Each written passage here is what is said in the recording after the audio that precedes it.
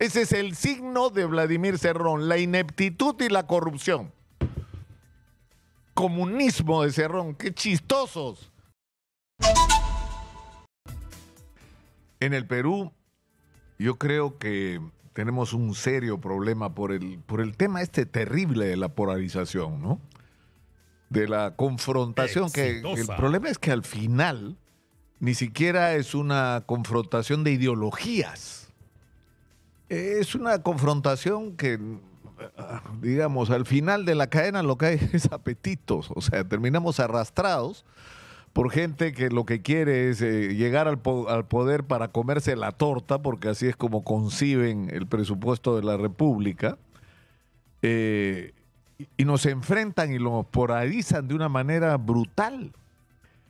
Lo que ha pasado, por ejemplo, y pese al tiempo transcurrido con el fenómeno de Alberto Fujimori, es significativo. Fíjense ustedes cómo ha sido posible que los más, digamos, no sé qué expresión usar, vociferantes antifujimoristas, llegaron al gobierno con su discurso antifujimorista y lo que hicieron es gobernar más o menos como lo hubiera hecho Fujimori si hubiera seguido en el gobierno. Toledo, Ollanta-Humala, Alan García, que tal vez fue el mejor presidente fujimorista que hemos tenido. ¿No es cierto? Si uno toma el modelo de Fujimori, tal vez fue el más eficiente gobernante del fujimorismo. Y al fujimorismo me refiero a la herencia de la política económica y social, de la visión del Perú que nos dejó Fujimori con su gobierno. Entonces, que eso del discurso antifujimorista era palabreo. Lo que querían era llegar al gobierno para comerse ellos la torta. Nada más y nada menos que eso. Y yo creo que los peruanos tenemos que aprender a tomar distancia y a no dejarnos arrastrar por estas pasiones. Por ejemplo, en relación al caso Fujimori, después del tiempo transcurrido, yo no sé por qué es tan difícil para alguna gente entender lo que este fenómeno significó. Es decir, era una señal más, el solo hecho de que Fujimori llegara al gobierno era una señal más de la catástrofe de la clase política en el Perú, de la miseria de los partidos políticos. ¿A quién le ganó las elecciones? Alberto Fujimori. A Mario Vargas Llosa, que había fundado el Movimiento Libertad contra los partidos políticos, como una rebelión de un sector de la sociedad que estaba harta de los partidos y que quería crear algo nuevo que no se pareciera a los partidos políticos. Y solo al señor Mario Vargas Llosa se le ocurre la peregrina idea de aliarse con lo que era la negación del Movimiento Libertad, que era Acción Popular y el PPC, y por eso pierde las elecciones. Pero tanto Fujimori como Vargas Llosa era al final la expresión de lo mismo, del hartazgo con los partidos. Y si retrocedemos, Ricardo Belmont gana las elecciones en Lima y se la gana al Fredemo, que era esta alianza horrible que había hecho Vargas Llosa con el Movimiento Libertad y Acción Popular y el PPC, siendo un hombre independiente con un discurso contra los partidos. Y veníamos de décadas atrás donde se instaura una dictadura militar que ¿por qué surge? Por el incumplimiento de las promesas de los políticos. De Belaúnde, voy a hacer la reforma agraria, no hizo ninguna. Voy a arreglar el tema del petróleo, el escándalo de que nos están burlando con la explotación del petróleo de Talara, y la cosa es al final hasta oscura con la pérdida de la bendita página 11, que ni se las cuento porque ya no estamos para eso a estas alturas. Pero lo que ha asignado todo este periodo de la historia del Perú es la profunda crisis de representación política. No tenemos partidos políticos que merezcan el nombre, ni el respeto, ni la fidelidad de la sociedad. Y esto se expresó una vez más en las elecciones el año 2021. O sea, yo sé que tal vez no ha transcurrido el tiempo suficiente para una reflexión serena, pero ¿ustedes se acuerdan lo que se dijo en esas elecciones? Donde se partió al Perú en dos, en los que estaban con Keiko y con el Perú, que además me parecía muy gracioso porque la señora era hija de un señor que había renunciado a su nacionalidad en Chile para ser candidato en Japón. Es decir, había renunciado a su condición de peruano. Pero en fin, entonces tú no eras peruano si no estabas con Keiko. Tú eras traidor a la patria, tú eras comunista. En la Iglesia Católica había gente que decía que había que excomulgar a los que no votaran por Keiko Fujimori. ¿Por qué? Porque supuestamente estábamos amenazados por el comunismo del profesor Castillo y de Vladimir Cerrón. Y nadie se detuvo a pensar quién era Castillo y quién era Vladimir Cerrón, pues, que espero que a estas alturas ya se entienda quién es. Comencemos, si quieren, por Cerrón. Es decir, un señor que ha estado 2 veces en el gobierno regional de Junín y si algo ha hecho es un mal gobierno corrupto. Y por eso está perseguido por la justicia hoy. Ese es el signo de Vladimir Cerrón, la ineptitud y la corrupción.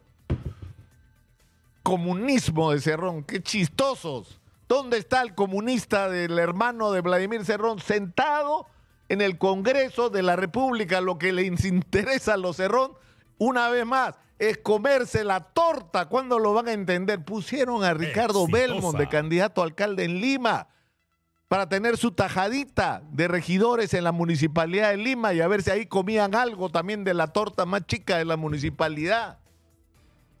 Están signados por la corrupción, les interesaba y les interesa llegar al poder para robar. Por Dios, había que seguir lo que en esta emisora se dijo sobre Vladimir Cerrón cuando era gobernador regional. Y en el caso del profesor Castillo, comunista Castillo, pues si no sabían quién era Castillo. Castillo era de Perú Posible, de Alejandro Toledo, el dirigente de Chota, que se disolvió con el partido. Si no, pregúntenle al señor Luis Taís. Por Dios. Es decir, Pedro Castillo era un oportunista que de casualidad terminó por las circunstancias particulares que ocurrieron con la huelga magisterial. Los maestros estaban muy molestos, la directiva nacional del SUTEP no quiso ir a la huelga y la huelga reventó desordenadamente por todo el país y la dirigencia perdió el control de la organización sindical. Y eso motivó un desmadre, había dirigentes de todos los colores. ¿No se acuerdan ustedes a Jorge el Castillo y a los fujimoristas en la puerta del Congreso recibiendo a Pedro Castillo y los dirigentes de la huelga? ¿O ya se olvidaron de eso? Porque había de todo en esa directiva, desde el Movadef hasta pristas y fujimoristas. Entonces había que elegir al más inofensivo de vocero, al que no estuviera metido con ninguno de los grupos ultras. ¿Quién era? Castillo, que era en ese momento, entre comillas, independiente, pero que venía de Perú Posible, y por eso se hizo famoso, y por eso se convirtió en el líder circunstancial de los maestros, y por eso tenía un capital electoral. Y él buscó puertas, buscó hacer su partido, no le ligó, y buscó, Castillo pudo ser candidato casi de cualquier partido en el Perú.